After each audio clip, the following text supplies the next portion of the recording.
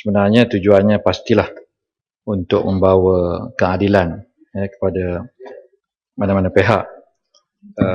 Tetapi jangan kerana kita nak mencapai hasil, mungkin KPI ke apa ke dari segi pendakwaan kita nak berjaya, maka kita dengar tadi yang dibentangkan oleh Puchong lebih regresif, lebih ke belakang daripada apa yang sedia ada. Begitu juga dalam perkara yang dibangkitkan dalam undang-undang ini. Biasalah undang-undang ini biasa dibuat apabila berlaku sesuatu di mahkamah, apabila pihak pendakwa mendapati kes mereka gagal kerana satu sebab, cuba diperbaiki. Ini bukanlah satu perkara yang pelik. Cuma kita tidak mahu dilonggarkan ataupun dipinda sehingga boleh menyebabkan suatu kesilapan. Ya. Lebih baik kita tersilap dengan membebaskan orang yang kemungkinan salah daripada kita menghukum orang yang tidak salah. Itu basicnya. Jadi saya menyokong penuhlah hujah yang dibawa oleh Puchong tadi. Cuma saya tidak bercakap mengenai perkara yang telah disebut dan berkaitan dengan guaman. Saya ingin menyentuh mengenai perkara yang pertama yang dibangkitkan oleh Menteri tadi, iaitu urusan pengambilan sampel biologi atau biological sample untuk membuktikan kehadiran dadah bahaya ini dalam tubuh manusia, mereka yang ditangkap. Dan saya masih lagi berkeyakinan bahawa pegawai perubatan kita, medical officer, ataupun dalam hal ini tidak diperluaskan medical officer ini kepada mana-mana jawatan lain sampai pegawai sains pun dianggap sebagai medical officer, ya, atau pegawai perubatan. Dalam Kementerian Kesihatan mungkin ianya diperluaskan kepada pembantu perubatan misalnya, tapi dalam hal ini diletakkan sebagai pegawai sains dan tidak didefinisikan pegawai sains itu sebagai apa yang disebut oleh Menteri tadi, pegawai sains kimia hayat, ya, sains kimia biologi, ya, dan sebagainya. Hanya disebut sebagai pegawai sains. Jadi ini pegawai sains macam-macam, Datuk yang dipertua, ya. Pegawai sains, ada pegawai sains makanan, ya, pegawai sains fizik, ya. Jadi meletakkan hanya pegawai sains ini telah memberikan satu ruang definisi yang terlalu longgar sehingga kita tidak boleh menjurus kepada pegawai sains yang berkenaan tadi. Jadi saya nak mencadangkan supaya mereka yang nak dimasukkan sebagai orang-orang yang bertanggungjawab yang dibolehkan untuk mengumpul sampel biologi ini didefinisikan, dipastikan kategori mereka, ya. Walaupun mereka ni hanya mempunyai basic science ataupun basic degree, tidak semestinya ada PhD ataupun masters. Tak guna ada degree masters ataupun PhD kalau bukan daripada bidang yang berkaitan ini. Jadi saya nak mintakan menjadi pindahan ini menjadi lebih spesifik atau yang betul. Seterusnya saya ingin nak bertanya, nak mendapatkan pandangan daripada kementerian. Ya, disebut tadi bahawa jumlah sampel yang dikutip sampai mencecah 655,000, ya, dan tentulah ini akan memberikan tekanan kepada para petugas, ya, yang menjalankan analisis. Kemudian terdapat pula dadah-dadah baru, ya, yang menambahkan lagi beban makmal kita. Ya, saya nak bertanya, kerana saya telah meneliti beberapa artikel, beberapa penulisan dan beberapa cadangan yang berlaku di sekeliling kita. Ya, banyak kes-kes yang ditahan ini adalah berkaitan dengan cannabis ataupun ganja. Ya, betul, ya, ganja, ya. Ya. Saya mendapati di setengah negara ganja ini bukan sekadar decriminalize, legalize pun ada, ya.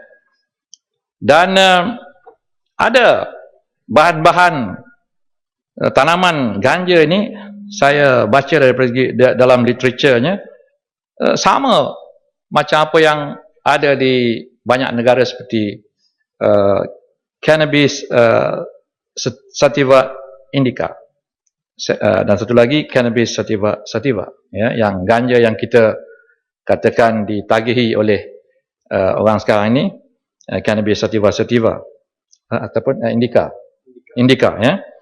Sativa ni macam Manila hemp yang pokoknya bahannya digunakan, fibernya untuk digunakan dalam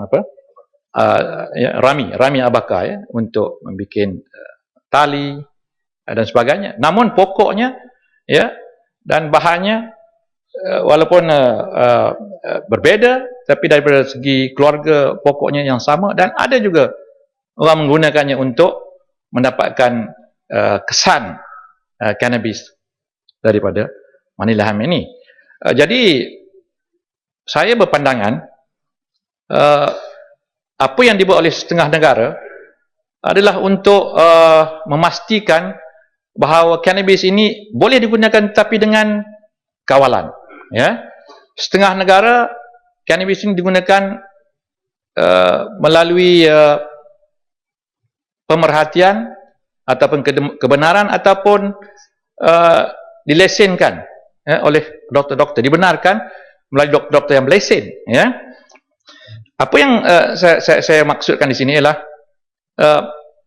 adakah kerajaan telah meneliti mengapa negara-negara tersebut menukar, ya, daripada menganggap cannabis ini sebagai suatu dadah berbahaya yang mesti diperangi kepada suatu dadah yang sebahagiannya di-legalize dan sebahagiannya di-criminalize, ya.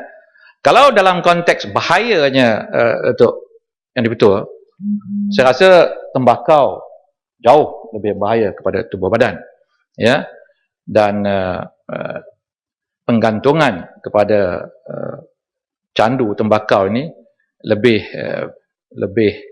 fizikal, lebih mudarat daripada penggantungan psikologikal cannabis ini.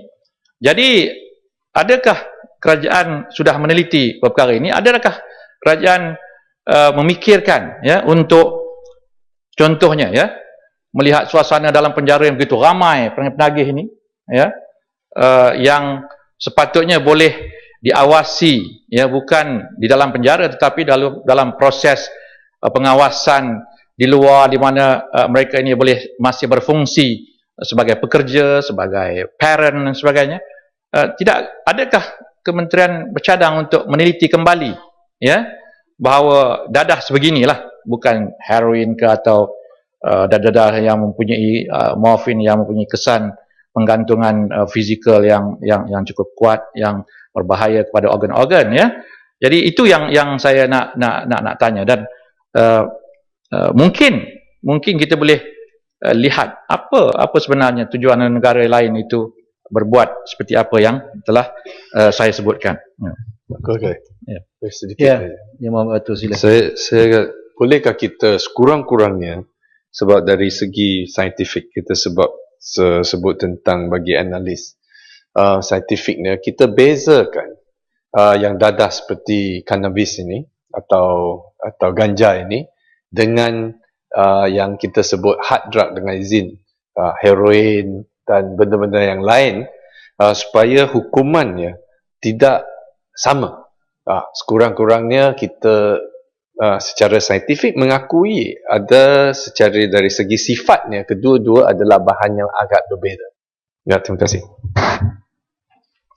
Ya, saya ingin mengemukakan pandangan atau persoalan yang dibawa oleh Batu itu kepada kementerian ataupun kerajaan, supaya kerajaan meneliti bagaimana keputusan negara-negara lain diambil apabila mereka bersedia untuk dikriminalize atau legalize sebahagian daripada dadah ini. Adakah kerana sebab-sebab yang dibawa contoh oleh Batu tadi? Kerana saya perhatikan di dalam literaturnya, negara seperti Finland, Netherlands, Spain, Portugal, Switzerland, ya, dan ada negeri-negeri di USA seperti Washington dan Colorado pun berani melakukan perkara tersebut. Jadi saya ingin mengemukakan pertanyaan ini kepada kementerian, sama ada usaha untuk melihat kembali, ya, review balik perkara ini untuk memastikan beban negara, ya, seperti yang banyak dibangkitkan dalam Dewan ini mengenai jumlah tahanan yang terlalu ramai, pusat-pusat pemulihan yang sentiasa mempunyai kadar okupansi yang tinggi, ya, boleh dapat diselesaikan melalui cara dan pendekatan yang lebih menguntungkan kita. Jadi Datuk Yang Dipertua, itu komen saya. Terima kasih. Ya, terima kasih. Dua lagi, 3.